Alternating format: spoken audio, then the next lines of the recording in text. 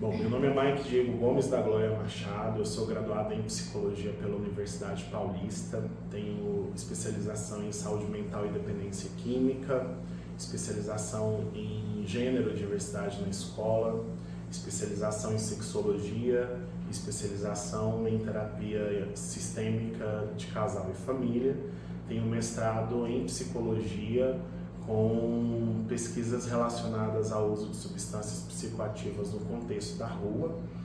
Faço parte de alguns grupos de pesquisa da PUC e da UFT, lá no Tocantins, e atualmente coordeno as equipes de consultório na rua em Aparecida de Goiânia. Estou em um cargo que tem o nome de Chefia de Atenção à População de Rua e também estou como apoiador de saúde mental, que é uma espécie de supervisor clínico institucional das unidades de saúde mental do município, dos quatro CAPs, do nosso ambulatório de saúde mental, que é o Núcleo de Cuidados em Saúde Mental, e uma interlocução também com a emergência psiquiátrica da UPA Flamboyant. Começa então a receber projetos dos municípios para a implementação dessas equipes com contrapartida do Ministério. Um dos grandes problemas é que a saúde mental era a prima pobre da história, Então você pega a estrutura organizacional do Ministério da Saúde, você vai ter ali os bolsões de muito investimento, atenção primária, urgência e emergência, mas a saúde mental sempre foi a prima pobre da história, Não tinha recurso. E quando chega aquele tanto de projeto, porque de fato a gente estava vendo um fenômeno novo, que era endossado pela mídia como uma epidemia de crack. Vocês vão estudar epidemiologia, vocês vão perceber que a gente nunca teve epidemia de crack. Existe um uso massivo, mas ele não pode ser enquadrado como um uso epidêmico. Mas a mídia traz todo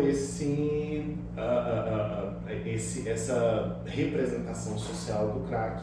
Isso tem impacto lá em 2010, porque em 2010 a gente tem eleição, o PT tentando se manter no poder, com uma candidata nova que não tinha tanto capital político, e a gente precisa entender que quem está no poder utiliza-se das políticas públicas para perpetuar ali aquele projeto de governo. E isso aconteceu. Eles lançam então um programa chamado, salvo engano, Crack é Possível Vencer, com um aporte de 4 bilhões de reais para incentivo aos municípios e aos serviços de saúde mental expandirem esses atendimentos.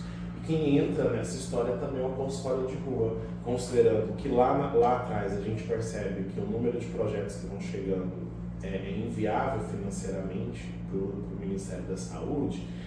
A equipe técnica do Ministério, depois de muita discussão também com os trabalhadores, faz uma migração do consultório de rua da pasta lá da Coordenadoria de Saúde Mental, Álcool e Outras Drogas, para a Diretoria de Atenção Básica, para a DAP, porque a atenção básica tem mais recurso e há um entendimento de que quando a gente chega na rua para fazer o atendimento às pessoas em situação de rua, o que a gente encontra não é apenas queixas relacionadas à saúde mental, a transtornos. A gente encontra uma série de questões clínicas e muitas vezes o próprio transtorno mental e a condição de vida dessa pessoa em situação de rua faz com que ela tenha um agravamento da saúde nas questões clínicas.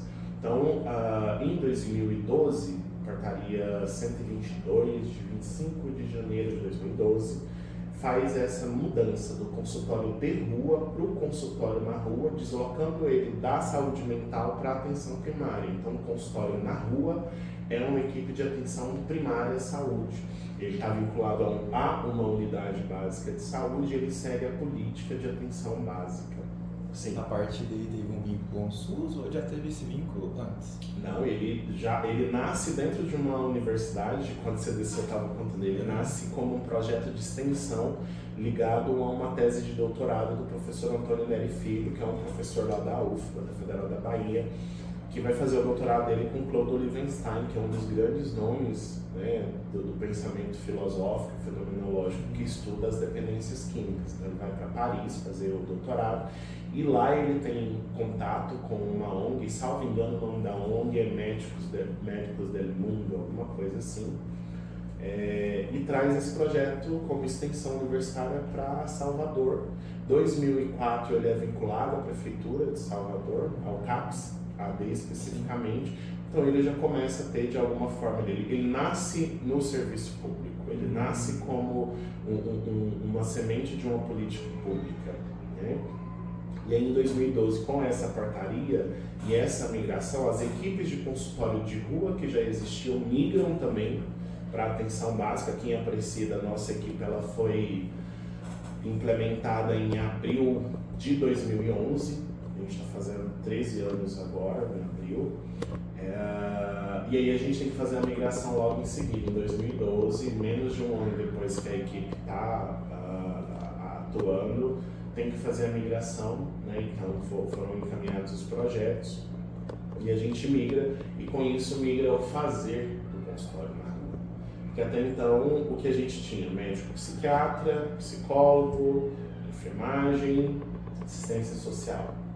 Quando a gente vai para a atenção primária, a gente começa a entender que o médico psiquiatra ele é importante, porque a gente continua atendendo situações de saúde mental, mas a gente precisa começar a olhar para esse contexto a partir de um posicionamento da saúde ligado à questão das comunidades, a estratégia de saúde da família, né, a atenção básica. Então a gente começa a fazer esse processo paulatinamente, o que foi muito difícil para a gente, porque a gente chega com todo um aporte teórico, epistemológico e prático da saúde mental, né, com uma visão da reforma psiquiátrica, de uma atenção psicossocial, e aí falam pra gente, olha, isso é muito importante, foi muito bom que vocês fizeram, mas agora a gente precisa expandir esse atendimento. A gente vai ter que sair da saúde mental e vai ter que ampliar isso, porque a gente precisa atender as demandas de saúde integral desse sujeito.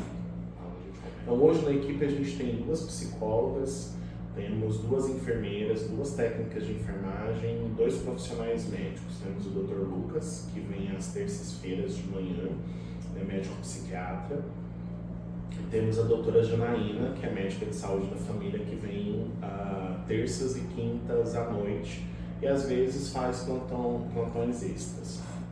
Essa saída é para as ruas. Quais profissionais que saem no carro? Todos saem. Mas saem todos assim, todos de alguma forma vão sair. Uhum. Hoje o que a gente tem de problema, quando o consultório na rua começou, a gente tinha uma Kombi. Então a Kombi cabia muita gente, às vezes ia a equipe toda para a rua. Depois da Kombi a gente acabou tendo problemas com o carro, até hoje a gente não resolveu isso. O que a gente tem hoje é um Gol, e aí o Gol cabe no máximo 5 pessoas. Mas para além das 5 pessoas, a gente precisa levar uma caixa que é da enfermagem, que vai com insumos para curativo, e tem uma caixa que é da equipe de médicos, que tem medicação, algumas coisas que são específicos do uso da medicina. E para além disso tem preservativo, lubrificante, um monte de coisa que a gente leva. Então não cabem 5 pessoas no carro, cabem 4, o motorista tem mais 3. Então a gente prioriza um profissional de cada área, pelo menos. Por exemplo, ontem de manhã foram para a rota, salvo engano, uma assistente social, uma enfermeira e um médico, mais o motorista. À tarde foi uma assistente social, uma psicóloga e acho que uma enfermeira. Então a gente sempre tenta fazer com que não se repitam os profissionais, para que a gente tenha a maior possibilidade de, quando a gente tiver que fazer alguma atuação específica, ter uma compreensão mais densa das áreas que a gente tem no consultório na rua. Então a gente tem, para além dos 2 médicos, temos também um profissional de educação física que atua como agente social, temos uma auxiliar de serviços gerais e uma auxiliar administrativa. Gente, na história do consultório na rua já tivemos musicoterapeuta e a gente está em busca desse profissional, porque a gente entende que a musicoterapia ela nos auxilia muito em abordar esse usuário, em fazer com que a gente consiga construir um vínculo terapêutico e que as nossas proposições do cuidado em saúde sejam de fato internalizadas, que sensibilizem esse sujeito. A música nesse ponto é fantástica. E já tivemos também até artistas circenses. Há um tempo atrás a gente ia para as praças à noite, algumas praças em bairros que que tinha maior concentração de usuários de álcool e outras drogas, para fazer um trabalho de sensibilização a respeito do autocuidado em saúde, né? Principalmente nesses lugares focando a questão do uso de álcool e outras drogas. Até a questão de se sentir mais útil também, né? Tipo, aprende o instrumento, né? Essa questão de musicoterapia. Sim, eu acho que a gente tem muitas ferramentas possíveis de serem utilizadas que ultrapassam o escopo da saúde, aquela coisa objetiva da saúde, né? Porque se a gente for pensar a saúde mental de um modo geral, ela é difícil de você quantificar, né? Quando vocês começarem a estudar psiquiatria, vocês vão ver, é uma coisa descritível, é o que o paciente descreve para você que ele está sentindo. A gente não vai ter uma ressonância ou uma tomografia que vai trazer para a gente uma imagem do cérebro, né, ou dos órgãos ali do sistema nervoso central, e vai dizer para a gente assim, não, tem esquizofrenia. Não, realmente é o usuário de substância. Então é muito do discurso do usuário, do que ele te conta. Para ele te contar tem que ter confiança, né? Para ele te contar de fato o que ele está sentindo, ele precisa pisar e sentir que tem uma firmeza, ele tem que ter segurança. Até queria saber como que funciona essa abordagem com os pacientes que estão na rua. Como que você chega, como que conversa, até para ele se sentir mais confortável, para relatar o problema deles. Acho que a primeira, Yuri, eu acho que a primeira coisa que a gente sai daqui já sabendo é que a gente está indo para a rua, que esse sujeito está em uma condição de vulnerabilidade, possivelmente vai estar embaixo de uma marquise, em um lote vago, em uma construção abandonada, na encosta de um córrego, mas aquele é o território dele. Não é porque é um ambiente público, digamos assim, a rua, que a gente já chega. Então a gente geralmente chega, se apresenta, desce do carro, mas a gente não vai chegando indo direto. A gente se apresenta, pergunta se a gente pode chegar mais perto, diz que a gente é da saúde. A gente não fala de drogas. Muitas vezes a droga é o que dá potência de vida para esse sujeito. A única coisa que sustenta ele vivo é o prazer que a droga traz. Aí você vai dizer para ele, vamos parar de fazer uso de drogas? A droga faz mal para você? A gente não trabalha assim. A gente trabalha, talvez, o carro alegórico do consultório na rua seja a estratégia de redução de danos. E aí a gente faz esse trabalho entendendo que aquele espaço é o espaço dele, que a gente precisa de permissão para chegar. Então já aconteceu, por exemplo, da gente chegar e o usuário não permitir a gente descer do carro para ir lá conversar com ele. Tá tudo bem, a gente volta em outro momento. Mas na maioria das vezes a gente é muito bem acolhido pelos usuários. Eu, nessa trajetória de consultório na rua, desde 2012, eu nunca fui agredido por um usuário. E olha que a gente tem intervenções assim, da pessoa estar em surto psicótico na rua, a gente chamar o SAMU e ajudar a fazer o procedimento para encaminhar para a emergência psiquiátrica, né? A gente nunca foi agredido, porque a gente entende que da mesma forma que a gente, enquanto profissional, gostaria de ser respeitado, a gente precisa respeitar. E a gente está lidando com uma população que ela é violentada o tempo inteiro. Pela sociedade, pelo próprio Estado, as políticas públicas, quando chegam, né, até essas pessoas, geralmente chegam de uma forma violenta. Qual que é a principal política pública que atinge a população de rua? As políticas de segurança. E nós sabemos o modus operandi, né, de muitos agentes da segurança pública em relação à população em situação de rua, a populações que são vulnerabilizadas na nossa sociedade. Isso não é diferente no contexto da rua. Então, quando a gente chega como profissional de saúde, a primeira coisa que a gente precisa mostrar para esse sujeito, a gente é da saúde, a gente não é da segurança pública. A nossa forma de intervir com vocês é no sentido de cuidado, não é no sentido de uma perspectiva policialesca, de proibicionismo. Quem sou eu, né, no conforto da minha casa, que durmo na minha cama todos os dias, que tenho comida no horário, tenho banheiro para ele poder fazer cocô, que essas pessoas não têm, né? Tenho banheiro, no caso das meninas, as meninas não têm banheiro para trocar o absorvente.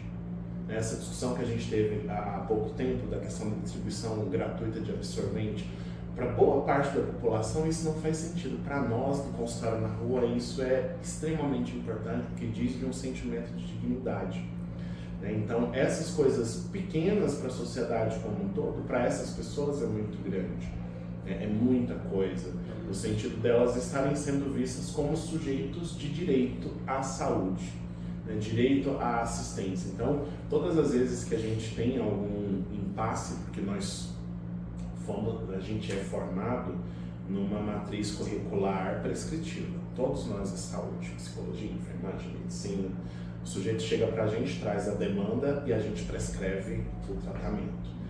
No consultório na rua, ou trabalhando dentro de uma perspectiva psicossocial, essa prescrição ela é feita de uma forma conjunta, artesanal, né? O que a gente vai chamar de clínica ampliada.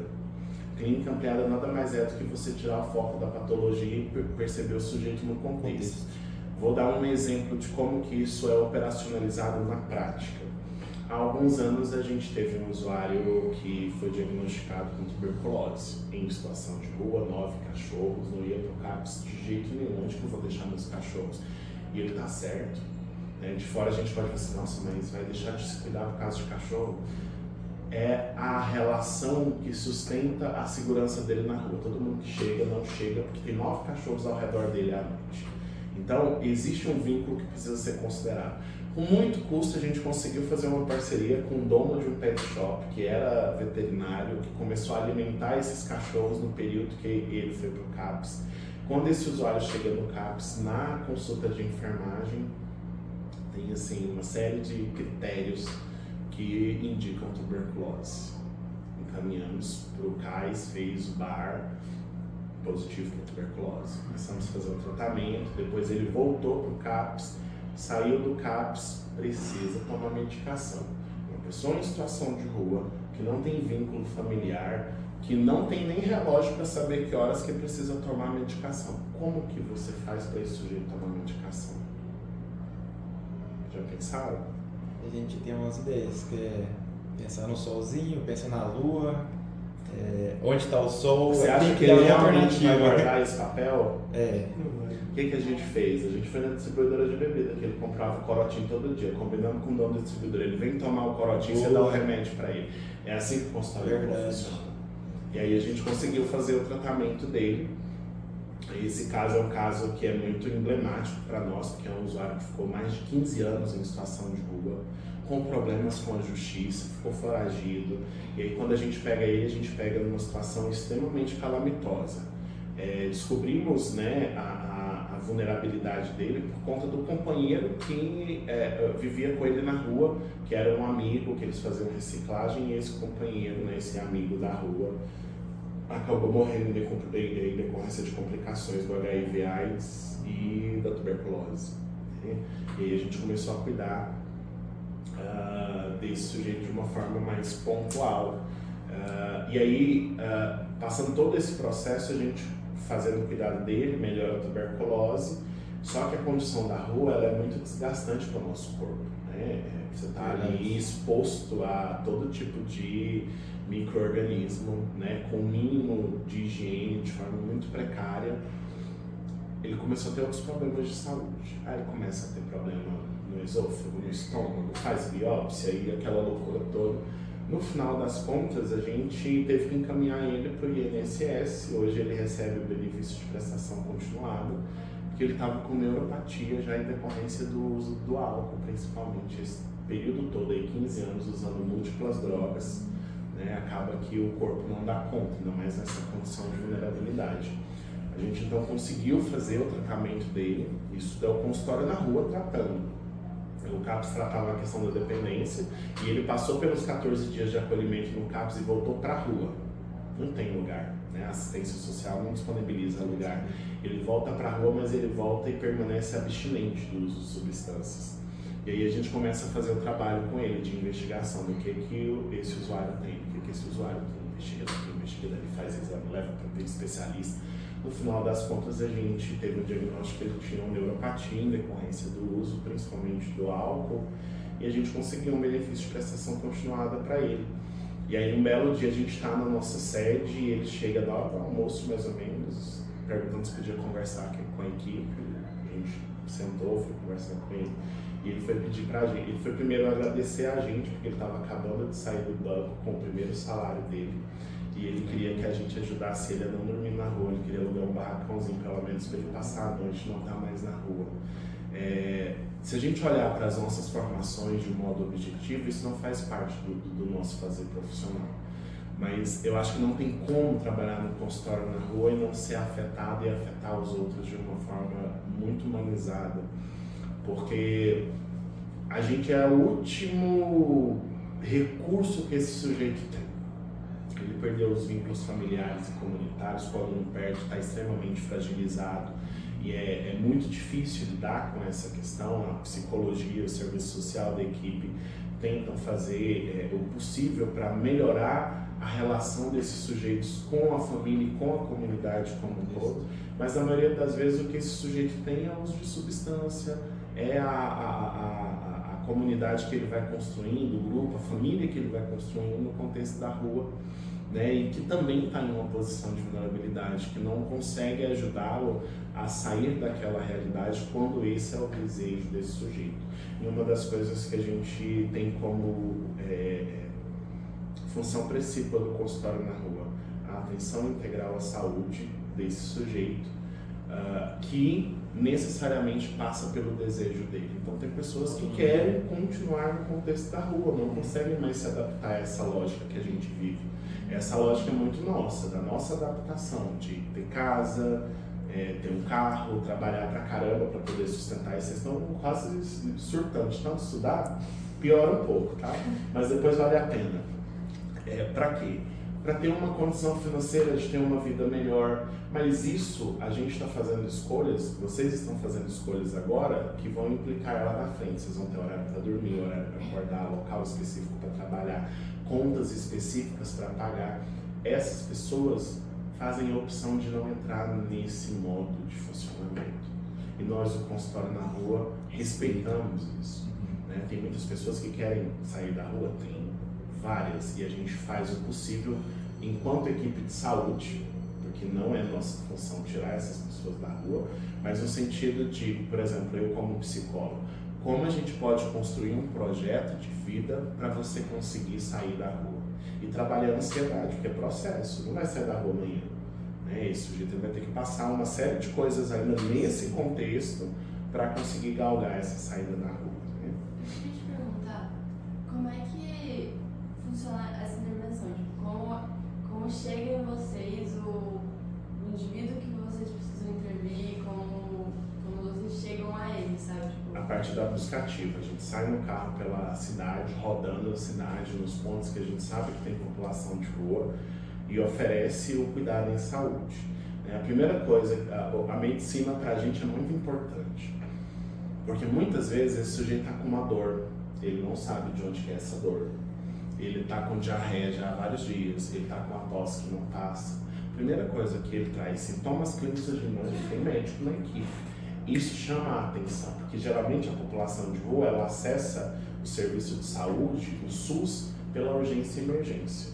A gente está dizendo para esse sujeito, olha, a gente quer cuidar de você antes que você chegue na urgência e emergência. A gente quer cuidar de você aqui, onde você está. Mas eu moro, não tem problema. Eu fico em tal lote, não tem problema. A gente vai lá para poder atender você. E a gente faz esses atendimentos. Às vezes você está aqui fazendo uma consulta médica, aqui do lado tem uma galera fumando maconha. E tá tudo bem, é o espaço deles. Muitas vezes a gente chega em alguns contextos, eles estão começando a fazer uso da substância. Geralmente a liderança do grupo fala para eles para porque o doutor está chegando. E aí, muitas vezes eles paravam, e aí a gente começou a perceber que isso fazia com que alguns ficassem irritados com a equipe.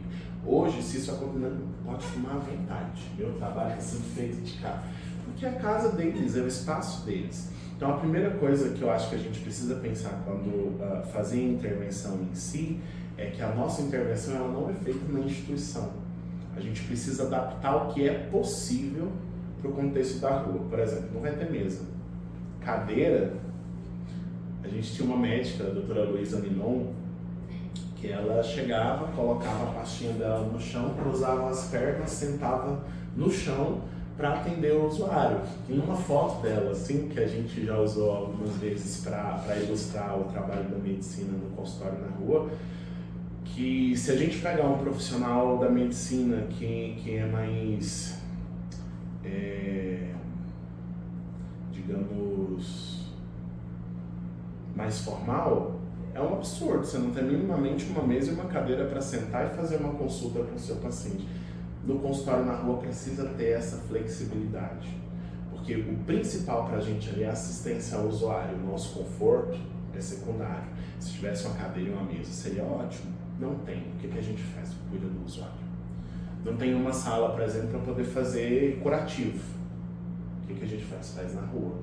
Né? Pega a maleta da enfermagem, faz todo o processo de limpeza. Se é um curativo mais complexo, a gente não faz na rua. Né? A gente consegue lidar com demandas mais simples.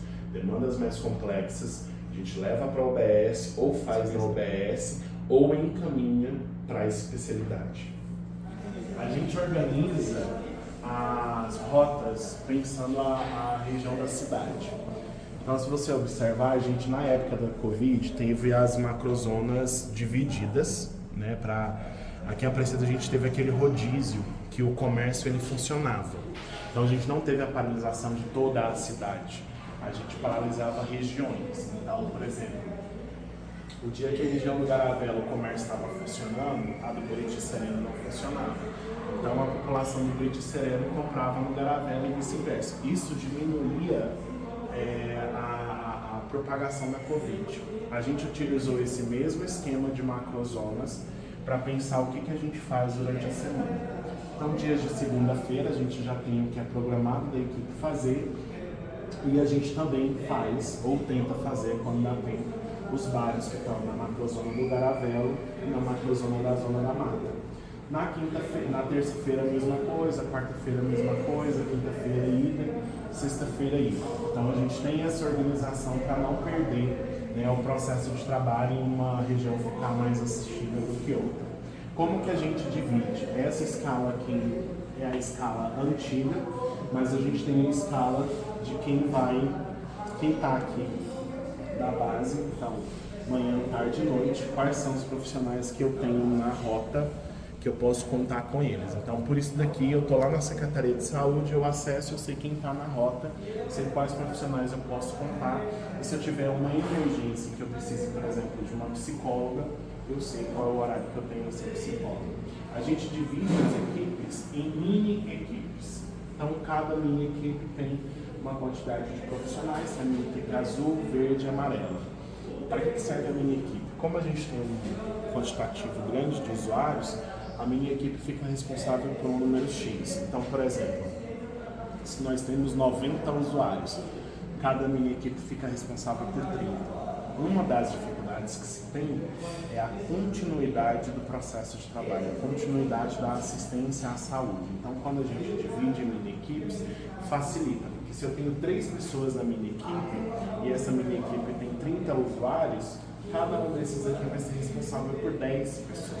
Não significa, por exemplo, que você está aqui a Nanda, que é uma das nossas psicólogas, ela é responsável por 10, ela é responsável apenas por aqueles 10. Não.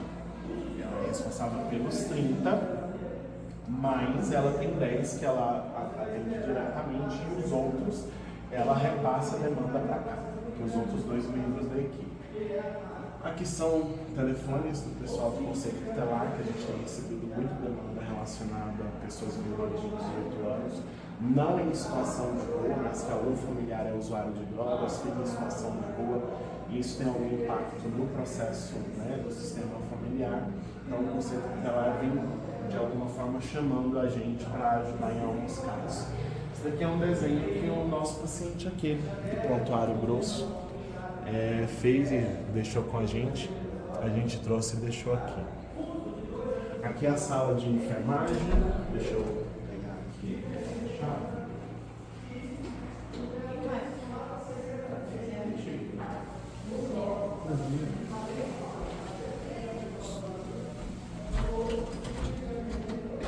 Como a gente não tem costume de fazer assistência aqui, a gente até faz como centro-cop ali embaixo, o pessoal sobe e passa aqui de vez em quando para pedir pra gente. Aí a gente faz aqui na base teste rápido, passa pra cá e A gente tem os testes aqui, então a gente tem teste de sífilis, hepatite, HIV. E o HIV a gente tem 2 tipos diferentes de 2 laboratórios, porque é obrigatório, se o primeiro der positivo a gente tem que fazer o segundo, ou se o primeiro der erro tem que fazer o segundo e notifica para a vigilância. Então de HIV vocês encaminham eles para o CRDT e tudo mais? Sim, a gente notifica e eles já marcam, faz o agendamento com o infecto, né? E aqui a gente tem algumas medicações que a gente utiliza com maior frequência. Nimesulida, dipirona, paracetamol, loratadina, prometazina, cefalexina, omeprazol, sulfato ferroso. Testes para Covid. Geralmente a gente faz os testes rápidos na equipe, quando a equipe apresentar alguma sintomatologia. Semana anterior e pós-carnaval a gente fez teste em todo mundo pelo menos umas 2 vezes, porque a gente teve colegas de equipe que estavam contaminados. E aqui a gente tem umas coisas mais específicas da psiquiatria, geralmente. Esse daqui quem usa mais é o nosso médico psiquiatra. A doutora Janaína também utiliza, mas é muito raro. Risperidon, para variar. E a gente tem alguns casos, por exemplo, desse usuário que está com suspeita de câncer, caso de esquizofrenia também, a gente faz a administração da medicação para ele no contexto da rua, né? Então a gente vai todo dia de segunda-feira, todos os dias de segunda a sexta para administrar a risperidona, porque ele não consegue usar sozinho, por exemplo. Sábado e domingo ele fica sem uso, mas é melhor usar de segunda a sexta do que ficar sem usar, né? A sala de arquivo, que é onde a gente tem os prontuários, né? Então a gente tem os prontuários inativos, e aí os inativos, por diversos motivos, morte, mudança, estão presos, saíram da rua, isso aqui tudo é de prontuário inativo. E de cá a gente tem os prontuários ativos. Alguns das reciclagens, a gente tem tentado fazer um trabalho nas cooperativas de reciclagem, porque a população de rua não é só o sujeito que mora na rua, né? O sujeito que sobrevive da rua, ele também pode ser considerado como população de rua. E aí o que acontece com o pessoal da reciclagem? Eles passam um dia na rua, à noite voltam para casa, não tem acesso aos serviços de saúde a não ser pela urgência e emergência. Então a gente tem tentado, junto com o pessoal da reciclagem e o pessoal na rua também. Então os prontuários ficam aqui. A gente está nesse processo de tentar fazer informatização a partir do sistema que a gente utiliza agora, mas aqui tem prontuário desde 2012, 2013, você tem histórico aqui de algumas pessoas, né? E aí, dependendo do tipo de intervenção e da demanda, a gente tem prontuários que são mais recentes, mas daquele jeito ali. No CAPS AB, por exemplo, tem um que tem 3 volumes daquela grossura lá. Você falou que tem pessoas na rua que não usam drogas, não substâncias. Mas tem outras complicações. E outra coisa, pode ser que ela não tenha algum problema de saúde, mas ela pode ter futuramente. Sim. Principalmente psicológico, você falou.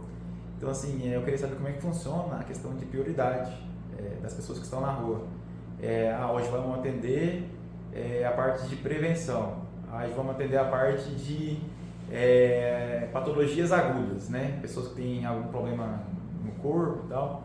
Eu queria saber como é que funciona essa questão de atendimento. A gente não faz a organização do processo de trabalho nesse sentido de hoje a gente vai para a prevenção, esse a gente vai atender porque é patologia aguda. A gente vai de acordo com a necessidade do sujeito.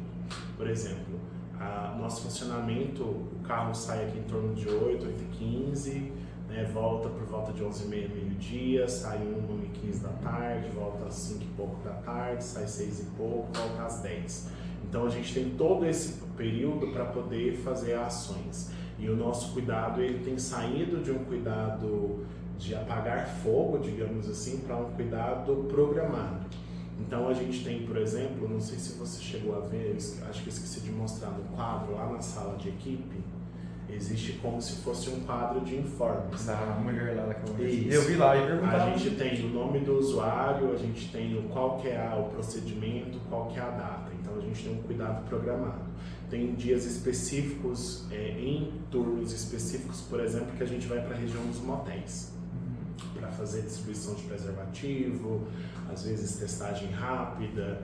Tem dias que a gente vai para a região do Garavelo fazer algo parecido na região do Garavelo. Tem dias que a gente fica por conta a manhã inteira de um único usuário.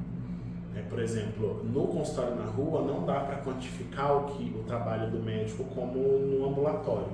No ambulatório é 30 consultas por período. Em ortopedia talvez isso seja possível. Você vai fazer um pedido de exame, você vai solicitar um exame de imagem. Talvez você consiga atender 30 pacientes em 5 horas. No consultório na rua, não. Muitas vezes o médico ele fica o período todo por conta de um usuário, que às vezes a assistência nem é ao usuário. É compreendendo a história dele junto à família, por exemplo. Então a gente tem construído a agenda do consultório na rua considerando uma programação de acordo com as demandas que vão surgindo. Então as questões de doenças crônicas, por exemplo, estabilizou, o processo de cuidado ele é mais tranquilo, né? Agora, se tem quadro agudizado, esse quadro vai ser o nosso foco naquele momento. Então, a gente está com essa situação, inclusive, deixa eu só olhar aqui que meu telefone vibrou. A gente está com essa situação de uma usuária que possivelmente vai precisar ser encaminhada para a UPA Flamboyant. Eu estou aguardando a equipe aqui me dar notícias a respeito. É um quadro agudo, né, de surto psicótico na rua. A gente está dizendo de uma mulher em situação de rua. Além da questão do surto psicótico em si, tem um risco de abuso sexual pela condição que ela está. Esse abuso sexual pode gerar uma gravidez inesperada. Então, tudo isso é analisado quando a gente vai fazer uma priorização, né? Uma espécie de classificação de risco, mas uma classificação de risco um tanto quanto mais abrangente, porque vai olhar a situação pontual do sujeito, mas vai tentar analisar o contexto também. Então, a situação pontual, surto psicótico, qual é o contexto? Uma mulher que está em surto psicótico, em situação de rua, e aí a gente vai analisando a partir disso. Então, a gente tenta priorizar a partir dessas questões. Eu li que em Goiânia, não sei se aqui também tem, existe coparticipações com ONGs, e igual você também já falou, com instituições do Estado mesmo, né? Existe alguma coparticipação em Aparecida, de Goiânia? Em Goiânia eu vi que tem a Tio Clodoaldo, né? Que é uma ONG que ajuda ali na alimentação, alguma coisa relacionada a isso, com água, né? Não é diretamente ligado ao consultório na rua. Assim, geralmente são instituições que fazem o trabalho e como é o mesmo público, às vezes a gente tem contato, né? Aqui em Aparecida, uma das instituições que é parceira do consultório na rua é o Centro POP. O Centro POP é o Centro de Referência Especializado da Assistência Social para a População de Rua. Fica 2 esquinas abaixo aqui, em que eles podem passar o dia lá de segunda a sexta, das 8 até às 17h30, eles oferecem almoço, eles podem lavar roupa, podem tomar banho, tem lugar que eles podem colocar o colchonete para poder descansar. Não é o ideal, mas é o que o município oferece hoje. O ideal é que a gente tivesse, por exemplo, uma casa de acolhida, porque das 5 horas da tarde, 5h30, eles vão para a rua. E o que eles têm feito? Eles têm dormido aqui na região. Aqui na escola, aqui embaixo, tem uma marquise grande, então muitas vezes eles dormem por lá. Eu não sei como é que foi essa noite com a chuva, mas eles estão desabrigados e a gente precisa de um abrigamento. A assistência social ela tem como função disponibilizar esse tipo de cuidado, né? E aí não tem. E isso para a gente da saúde é péssimo, porque você precisa de medicação, muitas vezes de uso contínuo. Como que você vai entregar uma medicação tarja preta de uso contínuo para uma pessoa em situação de rua que vai fazer uso de álcool, vai fazer uso de substâncias, vai perder em algum momento ali a consciência de que precisa fazer uso daquela medicação naquele horário? Se a gente tem uma instituição, isso facilita o cuidado em saúde. E é o que a gente tem patinado e enxugado o gelo em alguns casos. Sem um local para essas pessoas serem acolhidas, a gente da saúde às vezes faz, mas o resultado ele demora muito mais tempo para a gente ver. A gente está com um senhor agora com suspeita de câncer no ombro, né? A gente fez, acho que foi uma tomografia, foi uma ressonância, não sei qual o exame. Está com uma infecção pulmonar fúngica, que já teve tuberculose, é alcoolista e está em situação de rua, em frente ao Cais Novaera. O que você vai fazer com uma situação dessa? Aí ele passa mal, leva para o cais, aí melhora, volta para a rua. Passa mal, vai para o Flamboyant, aí melhora, volta para o mesmo lugar. A condição da rua não é propícia a um cuidado em saúde. Né? Bom, perguntar para o senhor comentou sobre esse preconceito que a população tem sobre os moradores de rua, as pessoas em situação de rua, como exemplo das vacinas, né, do Covid. O senhor falou também sobre a falta de acesso a essas pessoas a locais para dormir. Na sua opinião, qual o senhor acha que é o maior desafio de se atuar na rua? Nossa, pensar essa pergunta, né? Eu acho que o maior desafio é a discriminação em relação à população de rua dentro do próprio poder público. As próprias políticas públicas, de alguma forma, não a política em si, mas quem operacionaliza a política é um ser humano, é um ser com preconceito, é um ser que tem seus valores, né? E eu entendo, enquanto sujeito, psicólogo, eu entendo, eu só não aceito esse tipo de discriminação. Porque, por exemplo, vamos pensar a classe média brasileira, né? Geralmente a gente tem uma casa, tem um carro, tem um emprego, paga imposto de renda, que é um absurdo de cara, meu Deus, chegando imposto de renda, me dá uma tristeza. Precisava até falar com o meu psiquiatra, né? Não vai ser Você vê o Estado tirando o dinheiro de você a partir dos impostos. Você percebe isso. Meu contra-cheque todo mês vem uma paulada, né? Imposto de renda recolhido na fonte. As pessoas se sentem no direito de cobrar o Estado porque elas estão vendo e elas sabem, por exemplo, eu sei que outros funcionários daqui da base do consultório na rua também têm imposto de renda descontado. A população de rua, ela é vista como um estorvo, ela é vista como um grupo de pessoas que não pagam impostos, então é como se elas fossem sustentadas por nós domiciliados. E ela tem um estigma da bandidagem do uso de drogas. Essas pessoas que estão em... Você quer perguntar? Eu queria fazer uma pergunta. É porque, voltando na parte de colaborações, vocês trabalham com voluntários? Não tem... Né? A gente entende que a população que a gente atende, ela é uma população muito específica. E além de ter as suas especificidades, seus processos muito singulares, é um ambiente que é um ambiente de risco. Né? Então a gente já teve, por exemplo, estagiários. O estagiário ele é diferente do voluntariado, porque o estagiário ele tem um vínculo com uma instituição de ensino, existe um professor responsável por esse estagiário, e existe um tutor ou um professor de campo que também se responsabiliza por esse estagiário. Se acontece alguma coisa, a universidade, a faculdade geralmente tem um seguro que cobre incidentes, etc. No voluntariado não, isso sobra para a prefeitura. E aí o que aconteceu há alguns anos, isso fez com que houvesse uma mudança na política de voluntariado e estágio da Secretaria de Saúde. Aparentemente a prefeitura foi processada porque um estagiário processou a prefeitura alegando que ele estava trabalhando como os outros profissionais. Então isso fez com que houvesse uma reconfiguração do processo de aceitação para estágio e serviço voluntário. Então no consultório na rua não tem serviço voluntário. Existem outras unidades, mas devido às especificidades do trabalho a gente não aceita voluntário. Mike, dentro das suas experiências e do que está no papel, qual que seria assim, o ideal para o consultório na rua funcionar 100%? E o que vocês precisariam? Um carro grande, minimamente uma van, de preferência adaptado em que a gente pudesse ter consultórios, por exemplo, não sei se vocês já viram um ônibus no CTA da testagem rápida da prefeitura, Já. Tem 2 consultórios lá dentro. Então um carro daquele seria ideal, que conseguiria transportar a equipe e daria ali certa privacidade para a gente poder fazer os atendimentos. Uma equipe completa, e aí o que eu chamo de equipe completa é a gente ter a maior diversidade possível de áreas de conhecimento compondo essa equipe, Porque muitas vezes eu, como psicólogo, não vou conseguir acessar o usuário de modo verbal. Mas, por exemplo, a musicoterapia faz uma roda de viola aqui, toca umas rodas de viola e sensibiliza esse sujeito. Obrigado. Sensibiliza esse sujeito para que a gente possa intervir.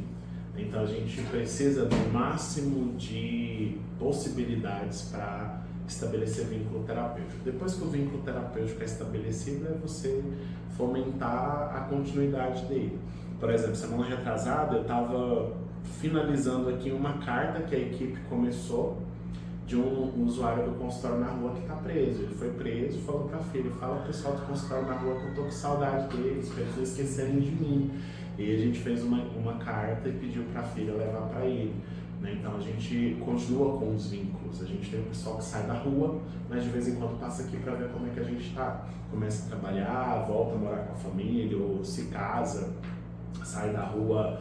Com o auxílio emergencial, muitas pessoas conseguiram sair da rua, começaram a alugar barracões, kitnets, conseguiram, né, de alguma forma se desenvolver na vida.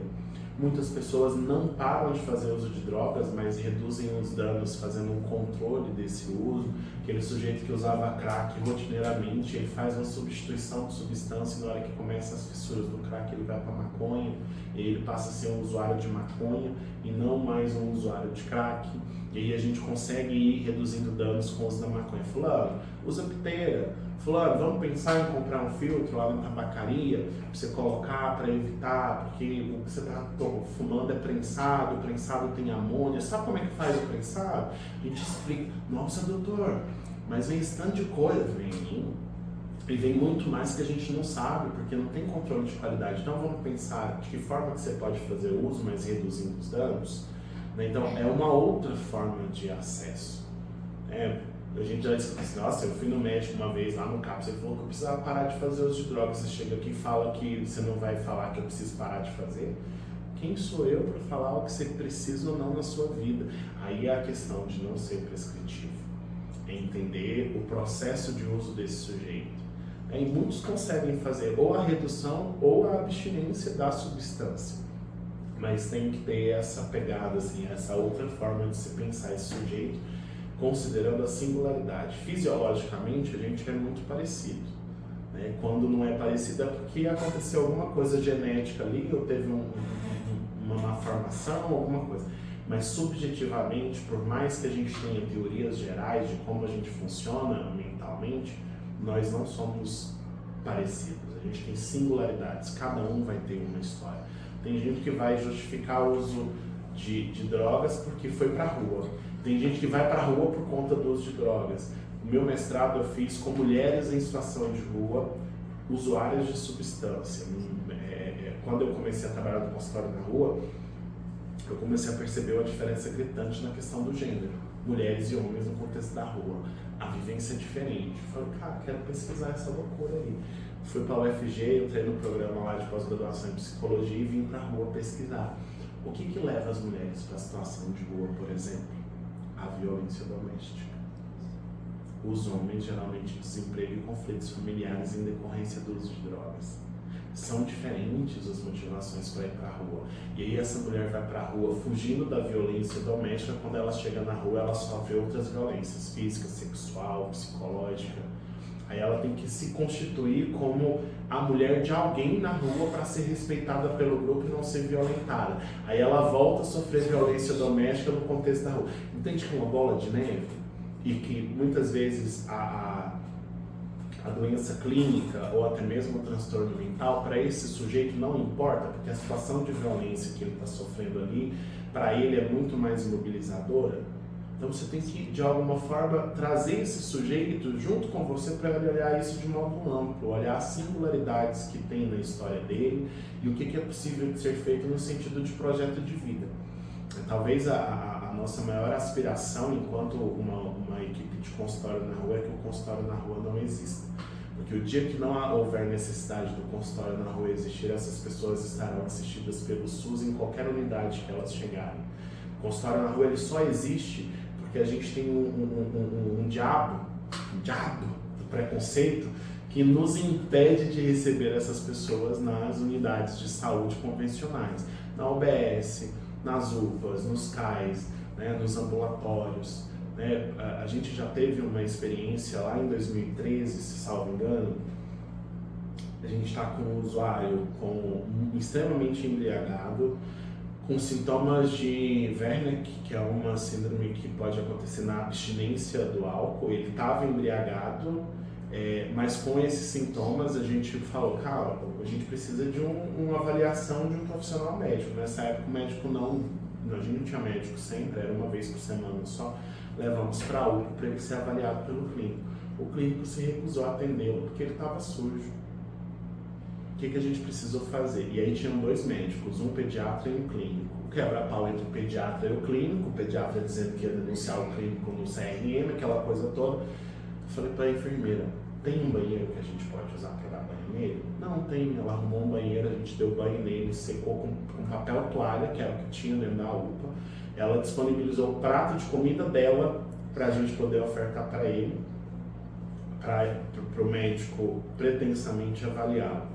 O médico nem foi no leito, prescreveu medicação, e aí prescreveu medicação que fez com que ele dormisse numa sexta-feira à noite. Precisava pretensamente de acompanhante para ficar lá. A gente não tinha como ficar. Né? A gente tem o consultório na rua, ele não é para acompanhar o usuário lá na internação. A internação ele é acompanhado pela equipe da unidade. Com muita sorte, ele deu uma cochilada, acho que de uns 15, 20 minutos, né? Mas a medicação só deu aquela tranquilizada. Depois ele acordou, quer ir embora. Eu falei, bora pro CAPS, ele, vamos pro CAPS. Aí a gente foi pro CAPS AD, ele foi acolhido no CAPS AD. Mas muitas vezes a gente tem essas dificuldades, a enfermagem, a medicina, o serviço social, a psicologia de dentro das unidades não contribui nesse processo de auxílio, sabe? A gente tem ainda profissionais que dificultam a assistência a esse usuário. Que no caso da Nova Era, uma vez, chegou um usuário lá numa segunda-feira à noite, levado pelo SAMU, terça-feira à tarde, o pessoal ligando pra gente, a gente foi lá para entender o caso. Ele está dentro de uma unidade de saúde, pretensamente o consultório na rua não deveria ir lá, concorda? A gente está para ser porta de acesso dessas pessoas ao SUS, ele já acessou o SUS. Ele não tem nome, a gente não sabe quem é, ele não fala, tem uma dificuldade na verbalização. A enfermeira da equipe olhou para ele, conversou com ele, o senhor está me entendendo? Ele fazia assim com a cabeça. O senhor sabe o seu nome? Ele tentava falar, mas ele tinha uma dificuldade e não saía. Ela, eu posso olhar no bolso do senhor para ver se tem algum documento? Ele fazia assim com vontade. Ela enfiou a mão no bolso dele, a carteira de identidade dele estava lá. A equipe da unidade, ele há mais de 24 horas dentro da unidade, não teve a ideia de enfiar a mão no bolso para saber se ele tinha um documento de identificação. Por quê? Ele é um corpo objeto. A gente tem uma teórica americana chamada Judith Butler. Ela fala dos corpos objetos da nossa sociedade, em que são corpos que esses corpos, a vida não tem importância, eles não merecem ser chorados. E muitas vezes são esses sujeitos que adentram o serviço de saúde e não são assistidos como deveria por conta do nosso preconceito. A gente tem uma hierarquização social de quem vale mais e quem vale menos. Eu acho que isso está muito claro no que está acontecendo no Oriente Médio hoje. Existe toda uma comoção social em relação ao atentado que o Hamas impetra contra a Palestina, mas a gente invisibiliza os mais de 30 mil crianças que estão mortas. Ontem eu estava vendo uma criancinha de 4 anos que foi vítima de um ataque com fósforo branco, toda queimada. Médico, não sei se vocês acompanham a página do Médicos Sem Fronteiras no Brasil, se não acompanham, acho que é super bacana de acompanhar, dos médicos dizendo da dificuldade de assistência à saúde, porque não tem anestesia, eles estão fazendo uma amputação sem anestesia. Vocês têm noção do que é isso? Uma criança que está queimada com fósforo branco, que não tem remédio para ela porque existe um bloqueio. Entende que a gente, de alguma forma, hierarquiza quem importa e quem não importa? Isso acontece dentro da saúde também, acontece na assistência social. Né? A gente tem uma classificação de risco dentro das unidades de saúde de urgência e emergência, exatamente para a gente poder barrar isso, para não ser uma coisa subjetiva. Né? A classificação de risco, você vai ter aí a aferição de sinais vitais, a queixa do paciente, para poder entender quem é prioritário, equidade em saúde. O que sustenta o fazer do consultório na rua é equidade em saúde. Tratar os diferentes de modo diferente. E é isso que a gente faz, a gente trata a população de rua de modo diferente, porque eles têm singularidades específicas. A população de rua não vai chegar lá na UPA, sentar na cadeira e ficar lá esperando 2 horas o médico atender. Esquece que isso vai acontecer. Essas pessoas têm um limiar de frustração, cai embaixo. Ela vai ficar 15 minutos, ela vai começar a ficar agoniada. Se tiver um dinheiro no bolso, se tiver um bar na esquina, ela vai lá beber para conseguir sentar na unidade para poder ser atendida. Com o consultório na rua, a gente já vai lá no médico, explica a situação e tenta fazer esse cuidado. Lógico que se tiver uma pessoa infartando, a gente não vai passar na frente. Mas se tem um monte de gente com ficha verde, com ficha azul, a gente vai, de fato, conversar com a equipe de enfermagem, com o profissional de medicina para explicar. Muitas vezes a gente tem dificuldade, porque a nossa formação ela é uma formação muito rígida, quando na realidade deveria ser rigorosa, né? A rigidez não nos ajuda, né? O rigor sim, né? Mas o rigor possibilita que a gente tenha flexibilidade. Eu falo demais, gente. Vocês me cortam e fazem as perguntas. A gente edita depois. Eduardo, quer fazer uma pergunta? E também eu acho que você tá basicamente abrangendo quase tudo. Você respondeu quase tudo aqui. Tipo, eu fui olhar aqui, nossa, ele já respondeu tipo, quase tudo que a gente tinha Bacana. como dúvida, sabe? Uma coisa que eu fiquei pensando muito foi sobre como vocês agiram durante a pandemia, porque aquele momento atípico foi caótico para todo mundo. Eu imagino para vocês, tipo, para o consultório na rua, como é que foi isso? Tipo... Medo. Além do coisa, medo, eu acho que medo. Porque como se tratava de uma patologia que a gente tinha pouquíssima informação e que mesmo tendo pouca informação era necessário intervir, né, fazer alguma coisa, eu acho que uma das coisas que nos mobilizava era o medo. Né? O medo de ser contaminado, o medo de morrer, o medo dos nossos usuários morrerem. Tanto é que a gente começou a procurar máscara, porque vinha a máscara da secretaria e vem ainda, mas é o uso dos profissionais. A gente não tinha uma quantidade de máscara que a gente poderia distribuir na rua, mas o pessoal do sistema prisional, lá do Denir Guimarães, eles começaram a produzir máscaras de tecido, então a gente recebeu muitas máscaras distribuía na rua, né? Álcool em gel a gente começou a distribuir, mas não deu muito certo. Eles começaram a diluir o álcool na água para poder tomar. E a gente está dizendo de uma população que dilui álcool de posto de gasolina para poder fazer o uso quando não tem dinheiro. É esse nível assim da dependência. Muitas pessoas têm esse nível, assim, né? Então a gente tinha muito medo, mas a gente entendia que éramos nós ou nós para atender a população de rua. E o nosso maior receio era a gente não conseguir fazer uma psicoeducação com essa população, porque a gente tinha contato com a mídia o tempo todo, eles não têm. Então a gente foi para a rua fazer psicoeducação. Olha, a gente está enfrentando uma pandemia, o que é uma pandemia, que sinais e sintomas, parece uma gripe simples, mas não é. Ela vai fazendo isso, vai fazendo aquilo, a máscara serve para isso, é importante lavar as mãos. A gente recebia doação de sabonete, cortava o sabonete de hotel, cortava o sabonete no meio e ia distribuindo, porque era pouco para você lavar a mão, né? Não esquece de lavar a mão quando você for comer. Né? Essas coisas simples do autocuidado que nós já tínhamos introjetado, eles não. Qual foi a grande surpresa nossa? No período da pandemia, até 2022, a gente teve apenas uma pessoa em situação de rua em Aparecida de Goiânia que morreu em decorrência dos sintomas da Covid, mas não na crise. Em decorrência das consequências pela Covid. E nenhum usuário nosso que a gente fez teste na época estava com Covid. O que explica isso? Em um país em que mais de 700 mil pessoas morreram, né, por conta da infecção da Covid, a gente tem uma população vulnerabilizada na segunda maior cidade do estado, com mais de 600 mil habitantes, e a gente não teve mortes em decorrência da Covid, da população de rua na cidade. O que vocês acham que explica isso? O trabalho do consultório na rua? pessoas contaminadas não estavam chegando neles, né? Tipo, porque quem se contaminava estava vindo de fora no começo. Aí foi passando pro próprio ciclo. Aí, como essas pessoas já estão isoladas... Exatamente. O isolamento social já existe para a população de rua antes da pandemia da Covid-19. Eles estão tão isolados socialmente que eles não eram contaminados pela Covid. Né? E para a gente isso foi uma surpresa, porque no país todo, né, a gente hoje, nós estamos na Secretaria-Geral da Rede Nacional de Consultórios na Rua. Eu estou ocupando essa função, né? A gente tem os encontros anuais das equipes de consultório na rua. Ano passado foi em Vitória, 2024 é em Goiânia, tá? Dias 14 a 17 de agosto de 2024, possivelmente na PUC, a gente vai ter um encontro de todas as equipes de consultório na rua do país aqui em Goiânia, vai ser o 7º encontro nacional.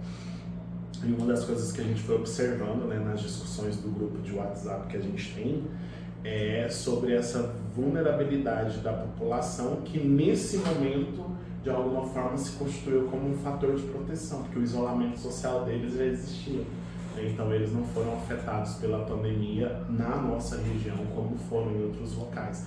Agora, por exemplo, outras cidades com outros modos de relação, houve um aumento desses óbitos, assim como houve um aumento da população de rua em decorrência da Covid. Dados de 2023, a gente tem mais de 56 mil pessoas em situação de rua somente na cidade de São Paulo. 56 mil pessoas, a gente está dizendo da metade da população de Trindade, praticamente. A cidade de Goiânia inteira vivendo em situação de rua dentro de São Paulo. Então aumentou vários problemas sociais que têm impacto pra gente na saúde. É quase 3 vezes a população da minha cidade. Você é de onde? Silvânia. Exatamente isso. Não sei se vocês têm costume de ir para São Paulo. Eu fui para São Paulo em 2022, em julho, já levei um susto, né?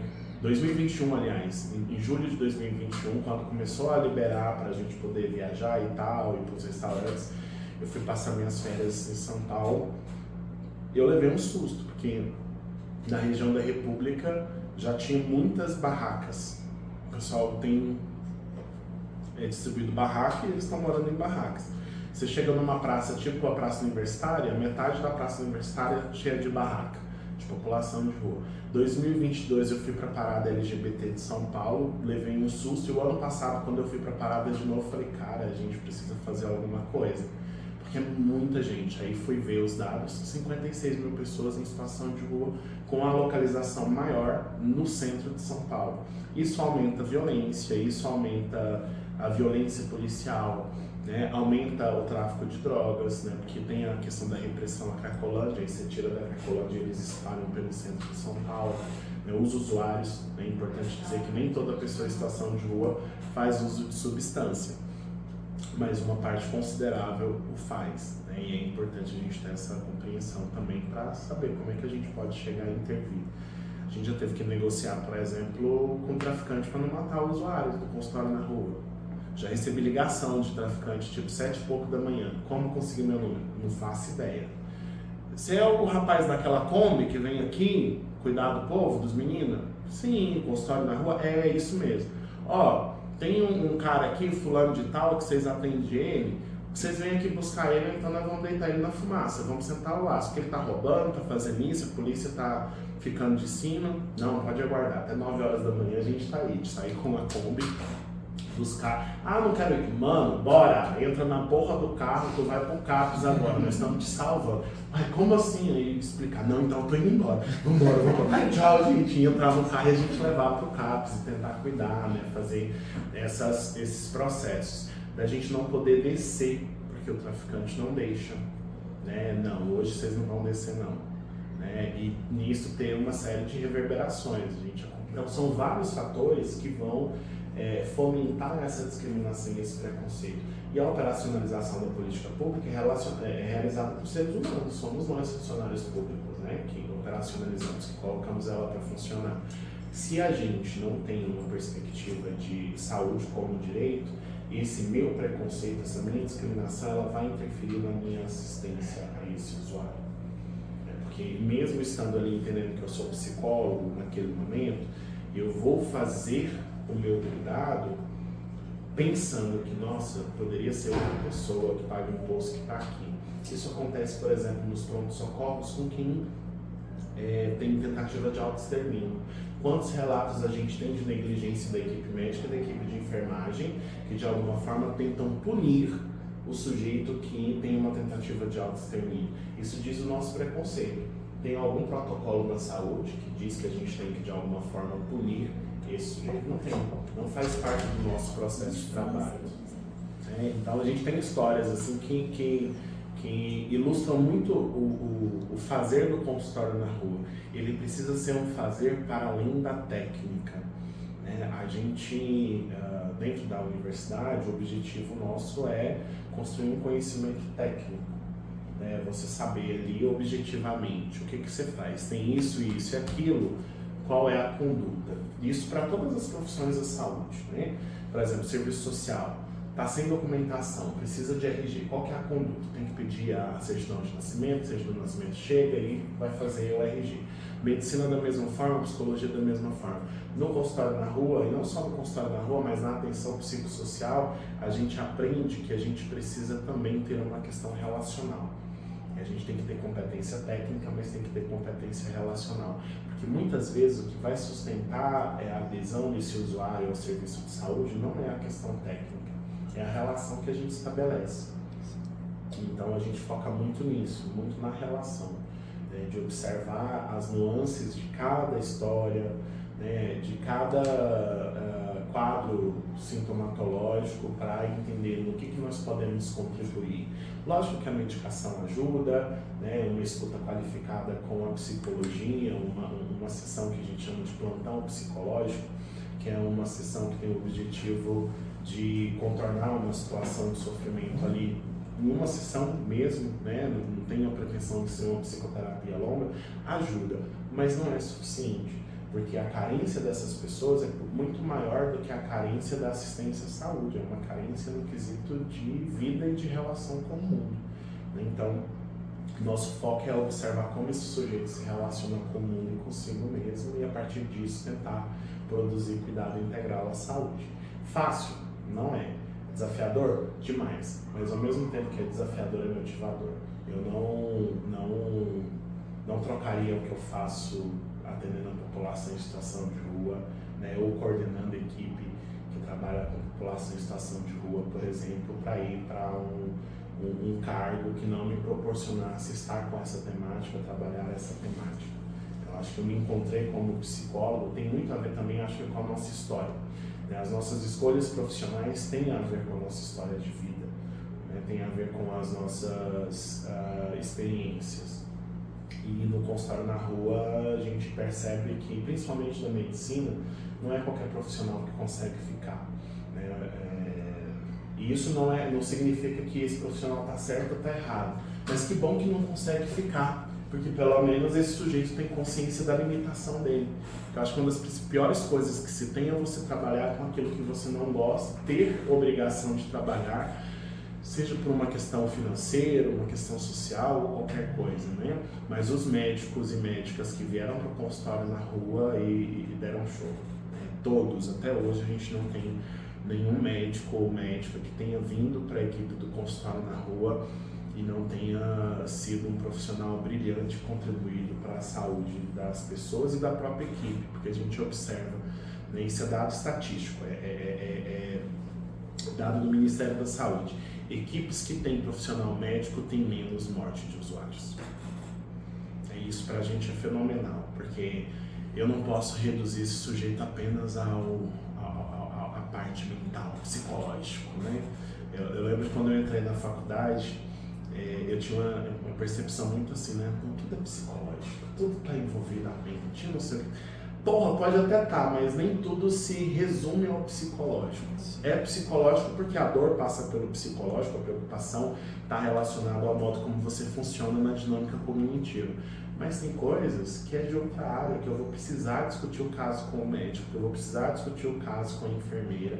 A médica de estratégia de saúde da família que está com a gente à noite, às vezes eu ligo para ela, a gente fica 1 hora no telefone discutindo o caso. Doutora Janaína, preciso que a senhora me ajude. Quais as possibilidades que a gente tem de intervenção da medicina? Ó, a psicologia está fazendo isso, o serviço social está fazendo aquilo, como que a medicina pode ajudar nesse caso? Tudo isso tem que ser feito de uma forma muito respeitosa dentro do que a gente chama de interdisciplinaridade. Eu tenho conhecimento da psicologia, a médica da medicina, a enfermeira da enfermagem, e é a partir da junção disso que a gente vai construindo, como se fosse quase que uma colcha de retalho artesanalmente.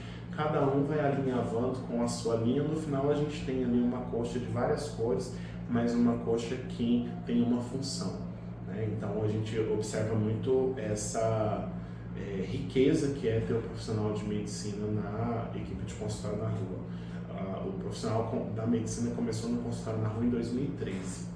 2012 foi um ano que a gente não teve, e até maio de 2013 a gente não tinha médico. De lá para cá a gente percebe, temos usuários que vêm a óbito? Temos. Mas antes de vir a óbito a gente tem um histórico com ele de tentativas dentro daquilo que a gente consegue fazer. Então não é um sujeito que estava desassistindo. Ele foi assistido, infelizmente a gente chegou, não dava mais tempo. Ou a patologia que se apresentava não tinha reversão, mas é assistido. Mas em relação às equipes que saem para atuar, tem alguma métrica, assim, estratégia de esse dia vai sair um médico, enfermeira e assistente social? O médico sai sempre que ele está aqui, porque é o profissional que nós temos de menor plano, assim, com menos número de plantões. Então a gente tem o Lucas, que vem na terça de manhã, que é o psiquiatra, e a Janaína vem nas terças e quintas à noite. Então eles sempre estão na rota. É a mão de obra mais cara, né? Hoje o plantão do médico, ele é o valor mais caro, porque o contrato é de credenciamento. Espero que quando vocês se formarem tenhamos outras modalidades de contratação, porque é um contrato muito frágil. É uma pessoa física que presta serviço como se fosse uma pessoa jurídica. Você não tem direito a férias, 13º, nem atestado médico, inclusive. Para vocês terem noção, os profissionais que pegaram Covid em 2020 a gente teve que encaminhar um projeto para a Câmara dos Vereadores para eles receberem os dias que eles estavam de atestado médico por conta do Covid, porque senão eles não receberiam. A loucura que é esse tipo de contratação. Então a gente utiliza ao máximo esse profissional, porque vem menos a equipe, né? Ele acompanha menos a equipe, e a gente tem demandas inúmeras. O nosso médico psiquiatra, por exemplo, é muito raro ele não ficar aqui até 1 e pouco da tarde, 2 horas, mesmo tendo outros compromissos, porque precisa fazer a intervenção. Muitas vezes, igual esse caso aqui, é um caso que exige relatório para resposta ao Ministério Público, e aí a gente precisa, né, que ele faça o relatório junto com a equipe, que é um relatório multiprofissional. Então o médico sempre está na rota. Agora os outros profissionais vai depender de quantos profissionais tem. Então, por exemplo, às vezes eu tenho as 2 psicólogas da equipe aqui ao mesmo tempo. As 2 não vão, é apenas uma psicóloga. Às vezes eu tenho 2 assistentes sociais ao mesmo tempo. As 2 não vão, é apenas uma. Sobre a visibilidade do programa, o senhor acha que, porque pelo menos no meu ciclo, e que eu vejo também, mais empírico, eu nunca ouvi falar, antes de ir para estudar, sobre consultório de rua. Aqui o que o senhor acha sobre a visibilidade? O senhor acha que poderia ser melhorada essa visibilidade? Ajudaria, no caso? Ajuda e atrapalha. Porque eu acho que a visibilidade pela visibilidade não resolve a questão. Muitas pessoas confundem qual é a função do consultório na rua.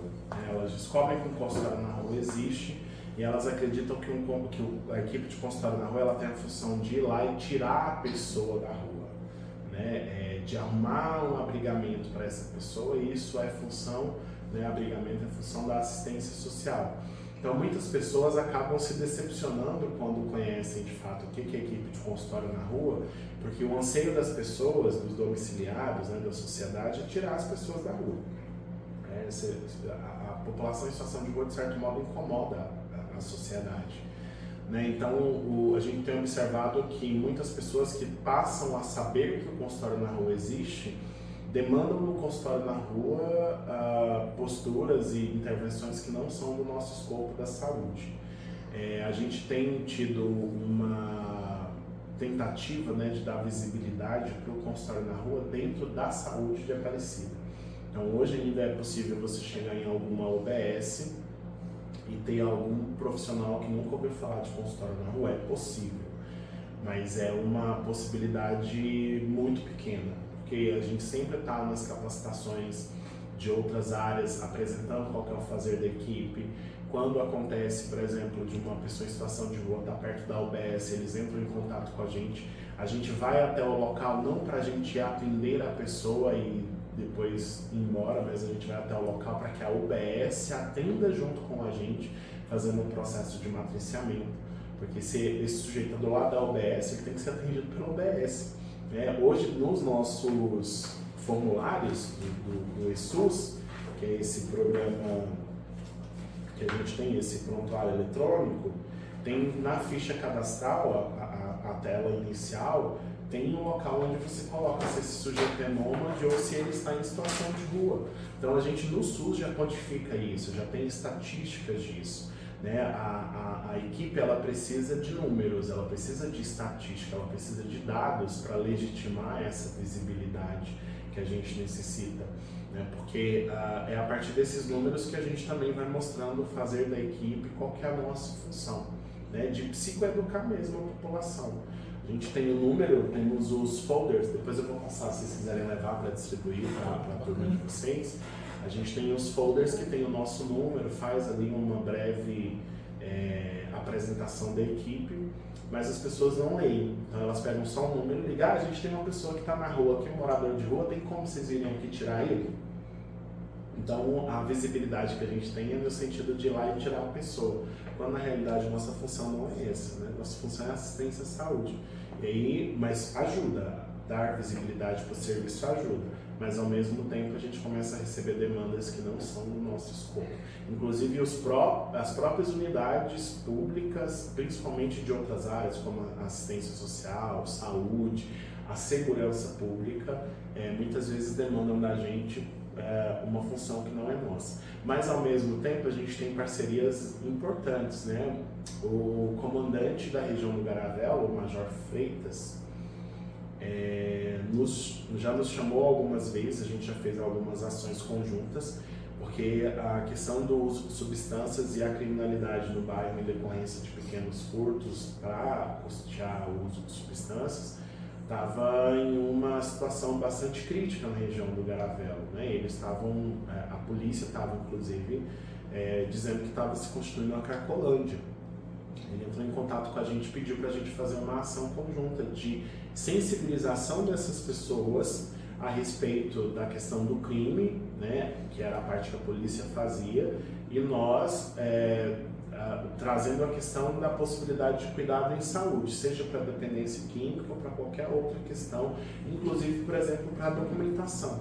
Muitas pessoas que têm situação de rua não têm documento, né, não tem uma carteira de identidade ou uma certidão de nascimento, que é uma das primeiras coisas que fica ou retido no traficante, ou eles destroem para não serem identificados, para a família não encontrar. Então a gente vai fazendo esse trabalho em conjunto, de vez em quando sai um comboio da polícia, o carro do consultório na rua, né, no sentido não de ser policialesco e mostrar que a gente está junto com a polícia e isso nos proteger, mas no sentido de mostrar que a polícia também tem uma parte importante na ação junto à população de rua, que não é só de repressão, mas é de psicoeducação, de inclusive dizer para essa população que a polícia está ali para protegê-los também, porque o que a gente vê na mídia é geralmente a polícia violentando a população de rua, né? E melhorar a relação da polícia com a população de rua e vice-versa, para que a polícia não chegue sempre naquela postura intimidatória,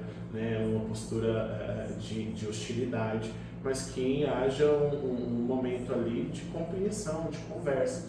A gente já fez curso de capacitação aqui com a Guarda Civil Metropolitana alguns anos atrás, no momento que a gente estava tendo muita queixa da população de rua em relação à violência, né, da Guarda Civil, bater, espancar com cacetete. A gente tem material fotográfico dessas situações, assim, né, de chegar e a pessoa tá com o braço quebrado, a gente tem que tirar da onde está e levar para outra para poder fazer um raio-x para ver e ser encaminhado para engessar.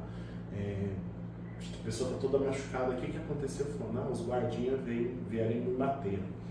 E aí, passar um tempo depois dessa capacitação, a população de Antigamente disse, o que vocês fizeram com os guardinhas? Guardinha? Os guardas da Guarda Civil? Por quê? Antigamente eles chegavam na gente batendo, hoje eles perguntam o nosso nome se a gente quer tratamento. É sobre isso. É a gente da saúde conseguir fazer uma conversa com outras instituições do poder público, das políticas públicas, para que quem está nas outras políticas compreenda que a gente está dizendo de condições de saúde. E aí a questão da dependência de drogas, ela é muito estigmatizada, né? Se você tem um caso de esquizofrenia, qual que é a representação social que a gente tem na sociedade? Tadinho, tem esquizofrenia, você tem uma compaixão, né? Você tem ali um sentimento de dó. O dependente químico não, você vê como um ato de escolha. Dependente químico usa droga porque quer, vagabundo. Então a gente precisa desmistificar isso no processo de trabalho intersetorial, né? Não só na saúde, mas nas outras áreas. E a segurança pública é chave para isso. Então a gente tem alguns projetos nesse sentido, assim, sabe, que ajudam a gente a construir outras formas de estabelecer esse cuidado. Não só o cuidado da saúde, mas incentivar que outras áreas também realizem a sua função principal, mas de um modo cuidadoso, né? Não de um modo violento e agressivo. Mike, das suas experiências, das dificuldades, e você como coordenador e gestor de Consultório na Rua, o que você espera para os próximos anos de Consultório na Rua? O que você acha que pode melhorar? Inclusive até com esses encontros de Consultório na Rua, que você falou que vai ter na PUC, né, esse ano? Isso. A gente tem algumas coisas que já foram anunciadas pelo Ministério da Saúde, que eu acho que nos ajuda, né? Principalmente eu acho que o que a gente tem agora que está sendo construído entre a Fundação Oswaldo Cruz e o Ministério da Saúde, a Rede Nacional de Consultórios na Rua, né, e o Movimento Nacional da População de Rua, que é um movimento social organizado da população de rua, que surgiu lá em 2004, um curso de capacitação para aproximadamente 5.000 pessoas, né, da saúde que trabalham com população em situação de rua no país todo. A primeira edição desse curso foi em 2014, eu tive a oportunidade de fazê-lo. Sou o único de Aparecida de Goiânia que tem essa capacitação, o que é uma pena, que é um curso de capacitação em atenção integral à saúde da população em situação de rua. E foi um curso muito bom na época de vacas gordas do Ministério da Saúde, né? Fiz a inscrição achando que o curso ia ser aqui. 2 dias antes do início do curso me chega um voucher de um hotel e uma passagem para Maceió. Achei lindo, né? Fiz o curso lá, a primeira parte, depois a gente foi fazendo nos polos, aqui em Goiânia, depois, salvo engano, foi em Campo Grande, né? Mas a gente finalizou o curso, teve uma segunda edição, e agora está sendo revisto esse curso, ele está sendo reconstruído, digamos assim, para a gente atingir um número de aproximadamente 5.000 pessoas para capacitar no sentido de atenção à população de rua. O que é fundamental para a gente trabalhar a questão do preconceito, da discriminação, porque no curso eu tive a oportunidade de entender como é o modo de vida dessas pessoas, né? E é um curso que trabalha uma questão de humanização do processo de cuidado. Então eu estou muito esperançoso que esse curso mude algumas coisas nesse sentido. A sinalização do Ministério da Saúde para aumento do valor de custeio das equipes de consultório na rua. Hoje a gente tem 3 modalidades, a modalidade 1, 2 e 3, né, das equipes. As 2 equipes que a gente tem em Aparecida são modalidade 3, qual que é a diferença da modalidade 1, 2 e 3? Modalidade 1 é a equipe mais... não vou dizer mais simples. A equipe modalidade 1 é aquela equipe que ela vai lidar com situações de baixa complexidade. Então são dois profissionais preventivas, algo sim, sentido. São dois profissionais de nível superior, 2 de nível médio, técnico, que atuam geralmente em municípios menores, né? A modalidade 2, a gente tem pelo menos 6 profissionais, 3 de nível médio, 3 de nível técnico, que atuam com a população de rua. E a modalidade 3, 6 profissionais, 3 médio, 3 técnico, 3 superior, aliás, 3 técnicos ou médio, mais a figura do profissional médio. Então a modalidade 3 é a única que tem profissional de medicina e a ideia é que as equipes de modalidade 1 sejam substituídas por modalidade 2 e 3, exatamente pela efetividade do profissional médico na equipe na questão dos óbitos e tudo mais, né? Uma das coisas que a gente visa bastante. O valor de custeio, então vai deixar de existir a modalidade 1. Hoje a gente recebe 34, 35 mil reais por mês do Ministério da Saúde para custear a equipe. É um valor que é para carro, insumos, pagamento de folha, não dá. O município tem a contrapartida, a gente agora está esperando o Estado começar a pagar a contrapartida estadual, mas temos a esperança aí, né? Já foi anunciado que vai haver um reajuste no Ministério da Saúde, esse valor deve ir para uns 40 e poucos mil a 50 e poucos mil, acho que 52 que estava sendo, 52, 56, alguma coisa assim. Isso faz diferença para a gente. O custeio do Estado a gente pode utilizar ele para fazer compra de insumos, então a gente apresentou o projeto e no projeto está água mineral, chinelo, cobertor, escova de dente, pasta de dente, tudo que a gente entende que a gente pode proporcionar. Por exemplo, saúde bucal é uma questão muito complexa. A gente tem pessoas que estão em situação de rua que tem anos que não vem uma escova de dente. A gente durante um tempo fez um projeto com uma das enfermeiras que todo dia de manhã a gente saía com os garrafões de água de 2 litros, escova no kitzinho com a pasta de dente e o fio dental, entregava para essas pessoas, mas eles não escovavam. O que a gente começou a fazer? Começou a escovar junto. A enfermeira ia, colocava o creme dental na escova e escovava ali junto com eles para você fazer um processo de educação em saúde mesmo.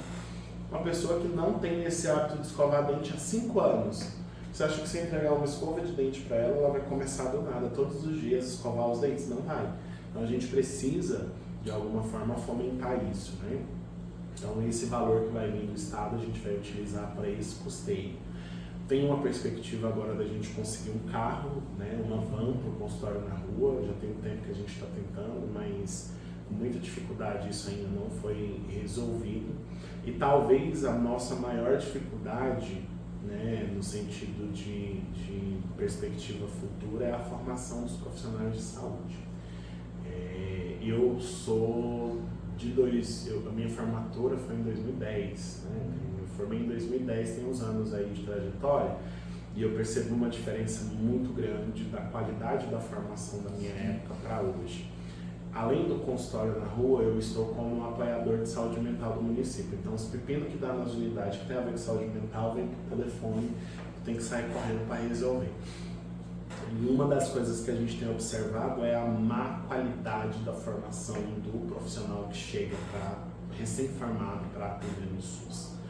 A gente tem um profissional que ele não compreende o que é o SUS, né? Por mais que a gente tenha saúde coletiva, e na psicologia nem saúde coletiva tinha, tá? Eu dei aula aqui na Unifam, foi a primeira faculdade de psicologia que eu vi uma disciplina de saúde coletiva, que é extremamente importante, mas não se tem saúde coletiva, saúde da família, a maior parte dos cursos, serviço social, psicologia, isso não é visto. E quando esse profissional ele chega no serviço, ele não sabe atender. Ele não sabe atender uma equipe multiprofissional, ele não sabe trabalhar em equipe, ele não sabe a estrutura organizativa do SUS, não sabe os princípios básicos do SUS. Então a nossa formação, ela tem se atentado muito à questão técnica das nossas áreas específicas, mas ela não tem preparado o profissional para trabalhar no SUS. E o SUS é o maior empregador hoje dos profissionais de saúde.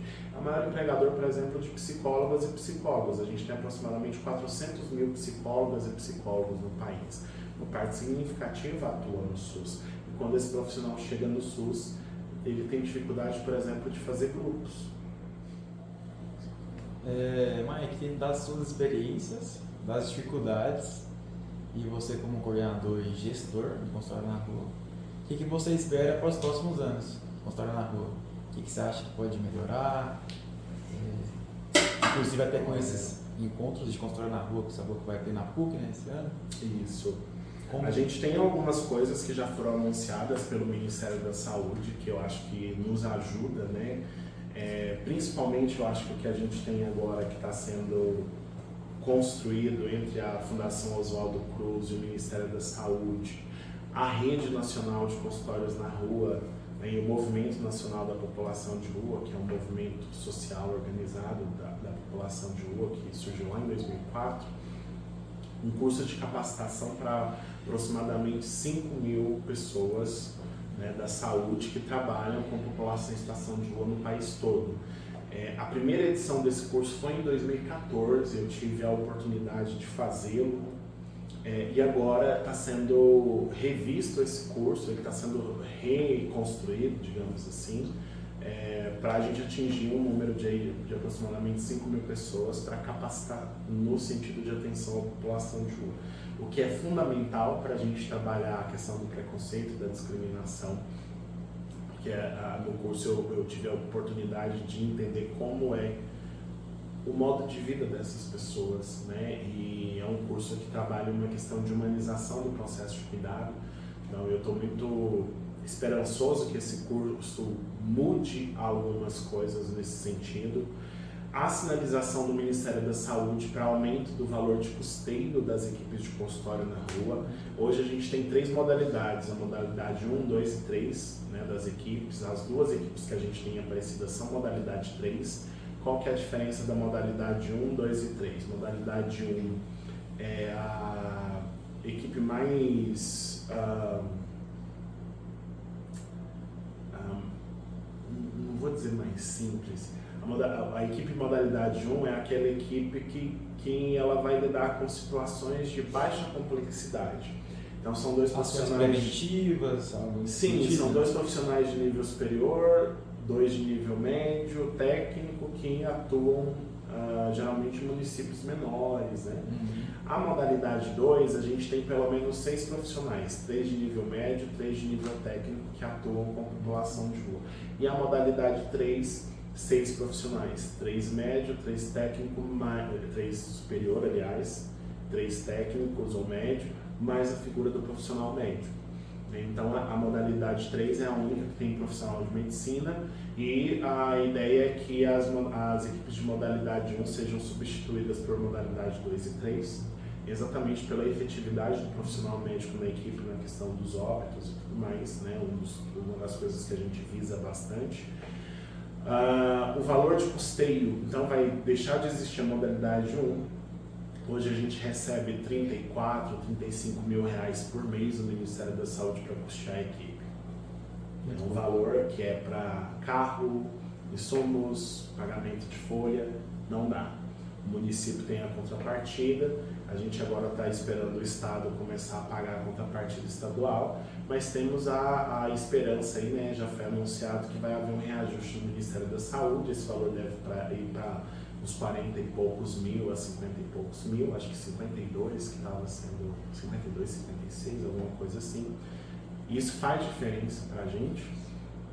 O custeio do Estado, a gente pode utilizar ele para fazer compra de insumos, então a gente apresentou o projeto e no projeto está água mineral, chinelo, cobertor, escova de dente, pasta de dente, tudo que a gente entende que a gente pode proporcionar. Por exemplo, saúde bucal.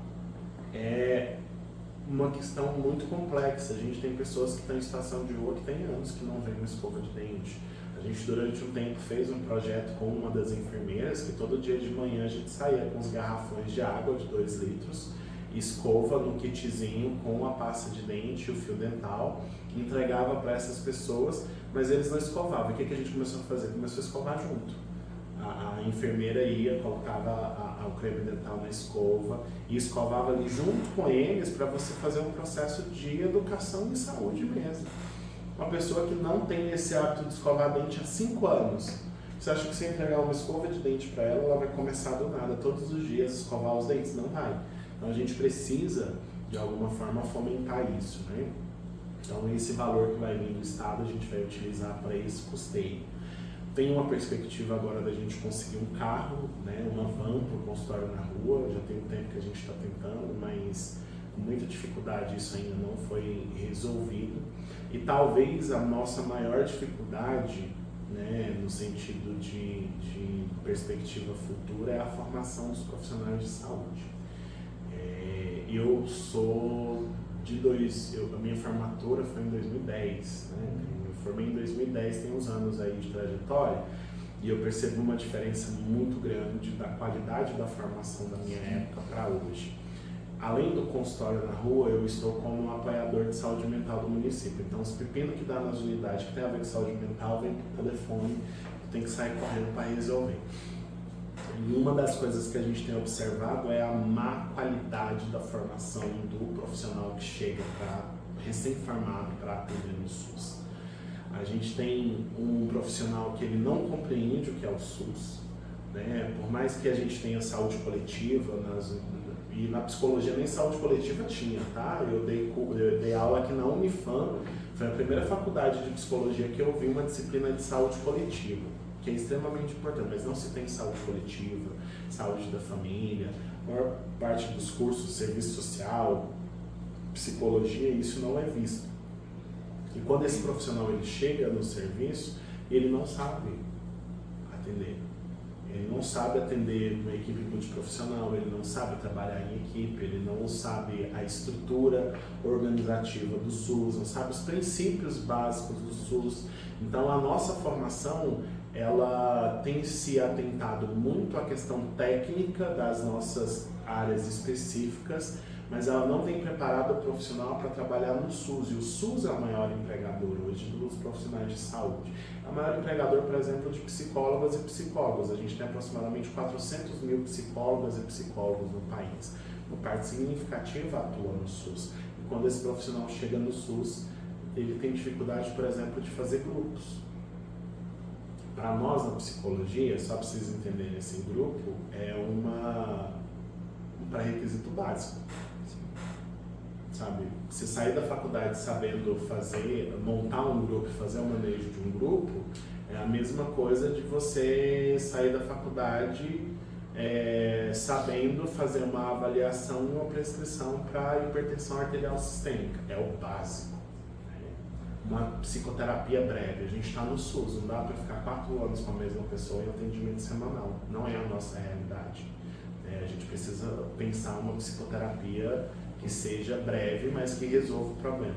Não tem competência técnica para isso. Então a gente percebe que talvez, se a gente tiver mais inserção dentro da faculdade, como vocês estão fazendo, vocês vieram aqui conhecer o serviço. Vocês poderiam ter falado assim, Mike, a gente precisa saber como que o consultório na rua funciona e mandar para mim uma série de perguntas no WhatsApp, eu responderia ali pelo WhatsApp. Vocês tiveram o trabalho de se organizar para vir no horário que era possível para vocês, a gente tentar, para vocês conhecerem o serviço. Então, eu acho que muitas das vezes o que falta nos profissionais é interesse. E é difícil a gente ter a esperança de interesse no serviço público que remunera muito mal. Então, a minha esperança é que a gente, para além de qualificar a mão de obra, a gente reconheça financeiramente essa mão de obra. A gente, por exemplo, aqui, há 2 anos atrás, um profissional de psicologia que trabalhava 6 horas por dia recebia bruto R$106. Mentira. Ele passava das 7 da manhã a 1 hora da tarde, naquele período ele recebia R$106. Aí, no final do mês, junta os plantões que você fez, multiplica por 6, desconta INSS, desconta ISSQN, desconta imposto de renda. Sai R$12 por hora, mais ou menos. E é o que acontece, os profissionais que têm experiência, que têm uma trajetória bacana na clínica, né, que conseguem fazer intervenções interessantes, não vêm para o SUS. Ele tem que ser do SUS já, e aí o SUS ele tem um bichinho que pica a gente se apaixona por ele, né? Você tem que acreditar no SUS enquanto uma política universal de saúde, mas você tem que fazer alguma outra coisa para complementar a renda, porque senão não dá. Igual os médicos no consultório da rua eles não ficam, eles ficam algum tempo, geralmente ficam 1 ano, 2, alguns chegam a 3, 4 anos, 4 anos estourando é o máximo, porque é o tempo da residência, 3 anos ali, terminou a residência, ele começa a ir para o consultório particular, começa a atender como especialista no plano de saúde, aí ele vem para cá, recebe 500 e poucos reais para ficar a manhã inteira. Numa consulta como especialista ele recebe os 500 reais. E aí, querendo ou não, por mais que você tenha paixão pelo SUS, a paixão pelo SUS não é suficiente para poder sustentar a sua vida. Então muitos ficam nessa jornada dupla, fica aqui e vai para outros lugares, mas chega um momento que ficar aqui é prejuízo para eles, pensando na questão financeira. Isso é super compreensível, né? Porque se você tem um lugar que te valoriza, e aí não é só a questão do valor financeiro, não é o preço do plantão, mas é o valor como profissional. Você não tem direito a atestado, você não tem direito a férias, você não tem direito a 13º, você não tem direito trabalhista nenhum. O que te motiva a permanecer? Então, talvez o maior desafio seja a qualificação e valorização dos profissionais da saúde. Que se a gente tem isso, eu acho que isso já é assim, 3/4 do caminho andado.